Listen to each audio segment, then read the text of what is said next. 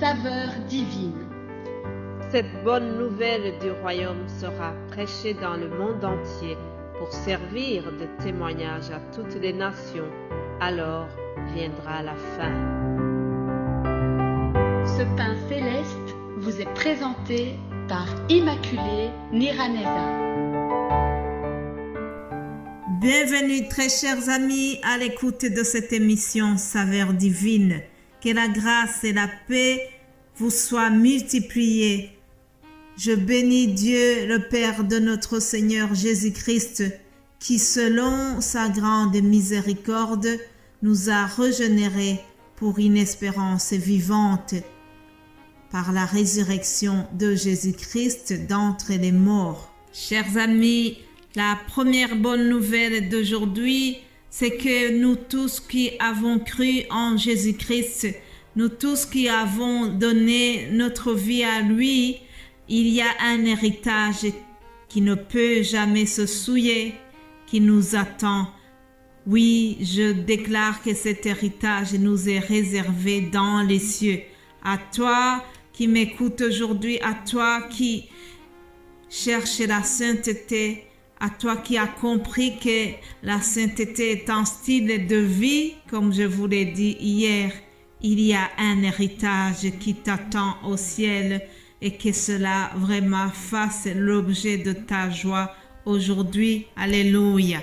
Mais bien-aimés de Dieu, parfois les gens du monde se moquent de nous, mais nous continuons d'être fiers de ce que nous avons cru. Oui, nous l'aimons sans l'avoir vu, nous croyons en lui sans le voir encore, mais nous nous réjouissons d'une joie merveilleuse et glorieuse parce que nous obtiendrons le salut de nos âmes pour le prix de notre foi. Alléluia.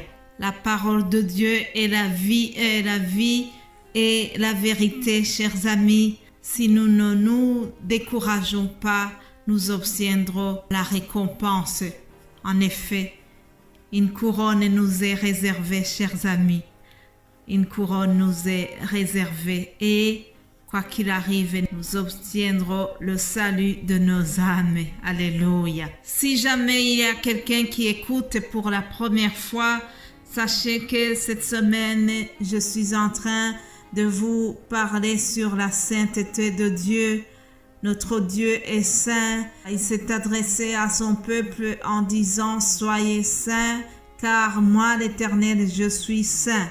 Une exhortation qu'il a donnée au peuple d'Israël. Et Dieu les a toujours exhortés d'être saints. Ils devaient ne pas imiter les coutumes des Égyptiens. Ils ne devaient pas imiter les coutumes de tous les peuples étrangers qui les entouraient. Mais ils devaient être à part, se séparer des autres pour se consacrer entièrement à leur Dieu. Un chrétien qui s'est converti, qui a donné sa vie à Christ, selon 2 Corinthiens 5, 17, à partir de ce moment aussi, il décide de changer. Il y a un changement qui s'opère au fond de son cœur. C'est le Saint-Esprit qui opère le changement. Et dès lors, il est mis à part pour Dieu. Et surtout, il commence le chemin de la sainteté dans toute sa conduite. Aujourd'hui, le titre de ce message, c'est « Soyons saints dans toute notre conduite ». Ce titre ne vient pas de moi. Je vous ai dit que tout ce que je vous partage, je m'inspire de la parole de Dieu. Alors aujourd'hui, je vous propose de lire dans 1 Pierre chapitre 1, au verset 14. Le titre de ce passage est celui-ci, Exhortation à la sainteté. L'apôtre Pierre exhorte ses compatriotes à la sainteté. Verset 14, lisons au nom de Jésus-Christ. Comme des enfants obéissants, ne vous conformez pas aux convoitises que vous aviez autrefois quand vous étiez dans l'ignorance. Mais puisque celui qui vous a appelé est saint, vous aussi soyez saints dans toute votre conduite.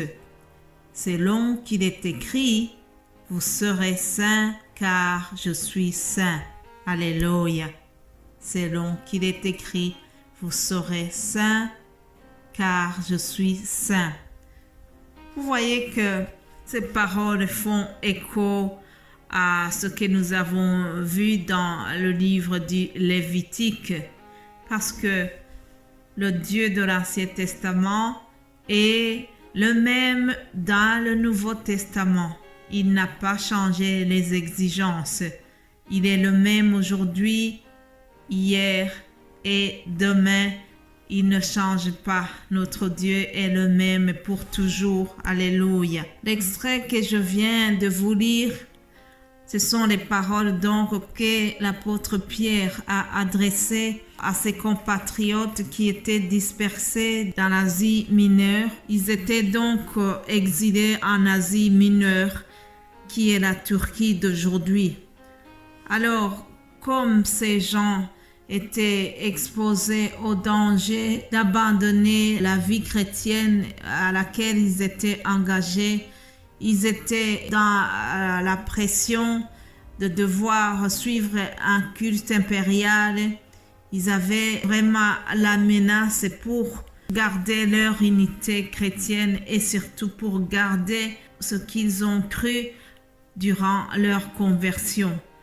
Comme les chrétiens d'aujourd'hui ou de cette époque, ce sont des personnes qui décident de suivre Jésus-Christ et donc, comme je vous ai dit tantôt, lorsqu'on décide de suivre Jésus, on abandonne certaines habitudes qu'on avait autrefois. On décide de changer, on décide de vivre selon ce que le commandement de Dieu nous demande. Alors parfois, les gens qui n'ont pas la même foi que nous, ils nous trouvent bizarres. Parfois même, on risque d'être marginalisés à cause de notre foi. Cela arrive. En effet, chers amis, les enfants de Dieu, ce sont des personnes qui doivent aller à contre-courant de ce que le monde nous demande. Pour demeurer fidèles à Dieu, nous devons parfois aller à contre-courant de ce que font les autres. C'est pour cela que l'apôtre Pierre demande à ses amis de rester saints dans toute leur conduite. Nous aussi, nous sommes invités à garder et à défendre notre identité chrétienne partout où nous sommes, que ce soit dans le lieu de travail, que ce soit dans nos familles, que ce soit dans nos quartiers. Gardons la même identité. On ne se sanctifie pas seulement le dimanche en venant au culte, en étant parmi les frères et sœurs. Non, la sanctification se poursuit partout là où on est, là où on te voit et là où on ne te voit pas, en public ou quand tu es seul. Gardez cela à l'esprit, chers amis. En terminant, l'esprit me rappelle par exemple l'attitude que Daniel et ses amis ont eue lorsqu'ils étaient à Babylone. Même s'ils étaient à l'étranger, qu'ils pouvaient se comporter autrement, cependant, ils ont défendu leur foi, ils ont gardé leur identité et ils n'ont pas voulu se souiller par les mains du roi et ils ont gardé leur sainteté. C'est cela, être saint dans toute votre conduite. Voilà, chers amis, je termine en vous exhortant et en m'exhortant moi-même de rester saints dans toute notre conduite et que le Saint-Esprit nous vienne en aide. Soyez bénis puisque vous venez d'écouter ce message et soyez édifiés, que le Saint-Esprit continue à vous enseigner au-delà de ce que j'ai partagé maintenant. Passez une excellente journée. Amen.